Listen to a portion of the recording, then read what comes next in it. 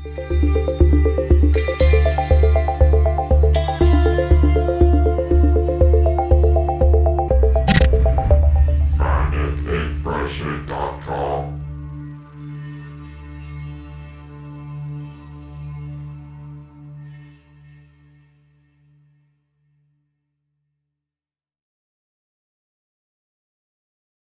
I'm going to take you back. It's 1990, and little James is sleeping soundly in his bed. And overlooking him are 4 posters. The first, biggest poster right above my head, Indiana Jones and the Last Crusade. Beside that, Batman. That image of Michael Keaton standing next to the Batmobile in his full Batman costume, had that. Ghostbusters 2 had just come out the summer before, had that. The 4th movie, and I had to order this poster by collecting cereal box tops, was Teenage Mutant Ninja Turtles. Yes, these are the Michael Bay Ninja Turtles on the cover. This is a 6-movie collection with the first 3 Ninja Turtle movies from the 90s, the animated movie from, I think, 2007, and the 2 Michael Bay movies. The only reason I have the first Michael Bay movie is because I do think the second Michael Bay movie is actually pretty good, because it's the only one of these movies that attempts to adapt the cartoon. It does a pretty spot-on job. You know, Krang looks like Krang, and Bebop and Rocksteady look like Bebop and Rocksteady. Could have had a better Casey Jones, but hard to top the guy we're going to be mentioning in just a bit. Ninja Turtles, man, I went nuts for this movie. I went crazy. I had all the toys. I was obsessed with the cartoon. I ate the cereal. I loved Ninja Turtles. That was one of my big obsessions as a kid, was Ninja Turtles. And this movie is such a great representation of those characters. It is, in my opinion, of the comics and the cartoons and everything. The 1990 movie is the best version of Ninja Turtles that we've ever gotten.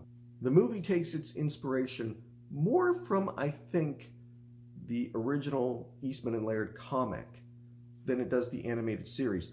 You do get the animated series tropes, you know, the different colored masks, and Michelangelo especially is played much more lighthearted. Donatello is played more brainy.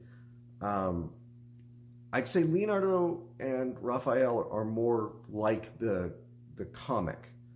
You know, they're more comic accurate to those original comics, whereas Donatello and Michelangelo are more accurate to the animated series. It's a great blend. It gets it threads that needle of doing the gritty, dark comic with the kid-friendly, lighthearted animated show.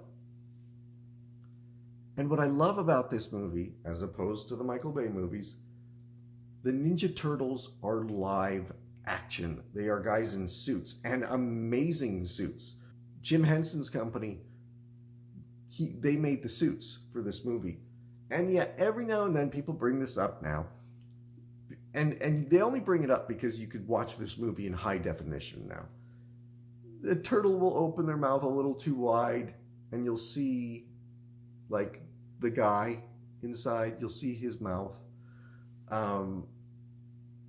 We didn't notice that in 1990, you know, especially once we got this on VHS or even DVD, I think.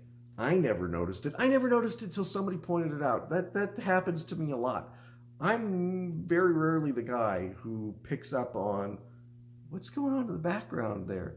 You know, the guy exposing himself in Teen Wolf or something like that. The little boy at the end of Back to the Future 3, like, pointing at his crotch. I'm not the one who picks up on those things. Somebody else points them out, and then I can never unsee them. So I never was bothered by any of the effects in the 1990 movie. This is where Michael Bay got it wrong, and I know he didn't direct these movies, but he was in charge. What Michael Bay got wrong was we need to feel the weight of these characters. And the only way that you really achieve that is if there is something physically present. And doing this CGI, I'm not a proponent most of the time of fully CG characters. I'm just not. Because they never look like they're real. Whether you're talking about his Ninja Turtles or his Autobots or Jar Jar Binks or in the new Mortal Kombat movie, everybody's like, well, you got to do Goro CGI now. Why? Goro was great in the old 90s movie. There was a weight to him. There was a presence to him. Yeah, maybe he moved a little stiff. Maybe his face wasn't as expressive. That's where you can add CGI touches. You know who got it really right? Where the Wild Things Are. That movie, guys in costumes, and then they CGI'd the faces onto the costumes. They manipulated what was already there. That, to me, is the better way to go. Ninja Turtles didn't have the technology at the time to do that. They did people in suits, which is how I would prefer it. I remember when the Michael Bay movies were going to get made, there was a rumor that that's how they were going to do it. They were going to do it Where the Wild Things Are style, where it'd be guys in suits, and then the CG would be to make them more expressive. I'd have loved that. But if I have to pick between Ninja Turtles who can, because they're entirely digital creations, do these backflips and jump off of trucks and everything, or guys in rubber suits, I'm going with guys in rubber suits. The movie follows pretty well the original comic book. You get the Shredder in there and his Foot Clan, who are not robots. They're kids.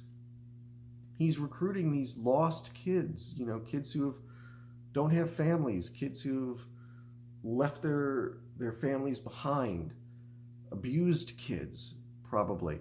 And he's giving them a purpose, and in doing so, turning them to his purpose. The costume for Shredder goes way back to the comic book, much less so to the cartoon. And I think it's the most badass Shredder we've ever had.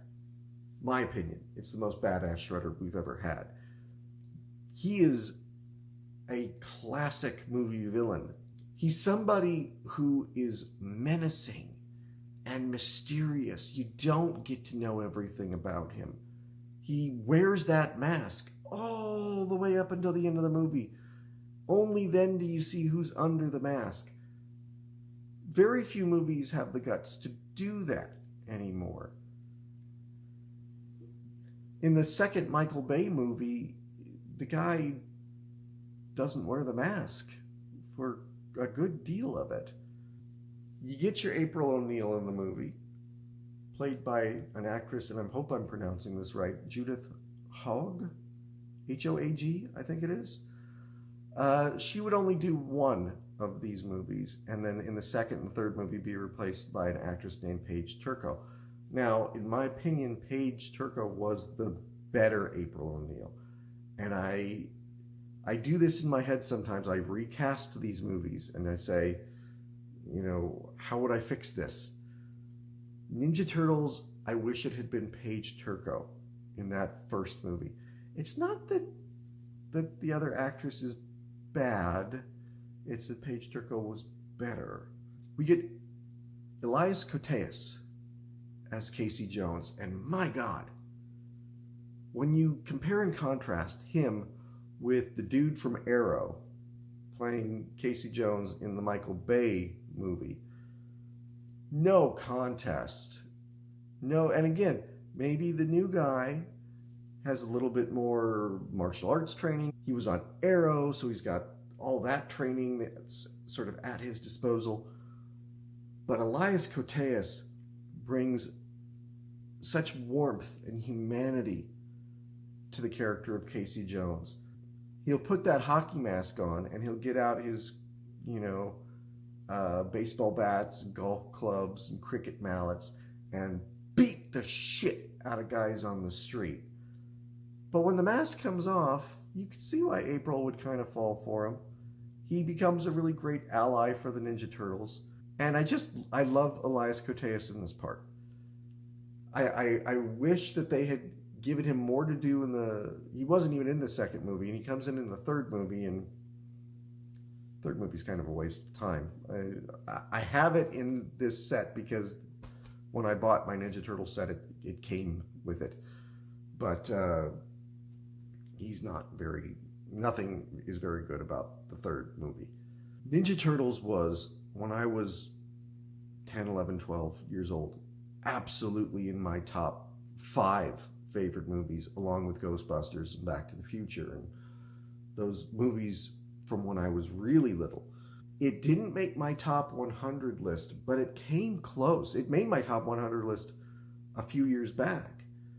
I think this is a really good movie. It's not just a good Ninja Turtles movie, it's a good movie all around. I'm going to give Teenage Mutant Ninja Turtles from 1990 5 stars. That's right, 5 stars. Just because it didn't make my top 100 list, look at how many movies are behind me.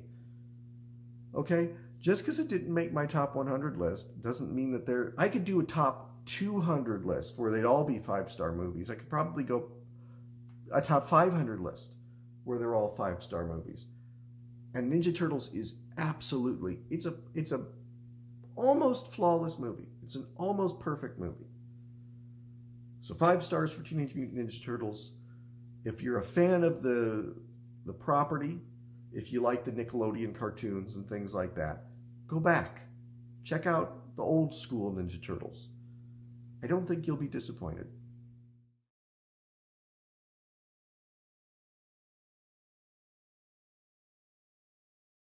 Their worlds.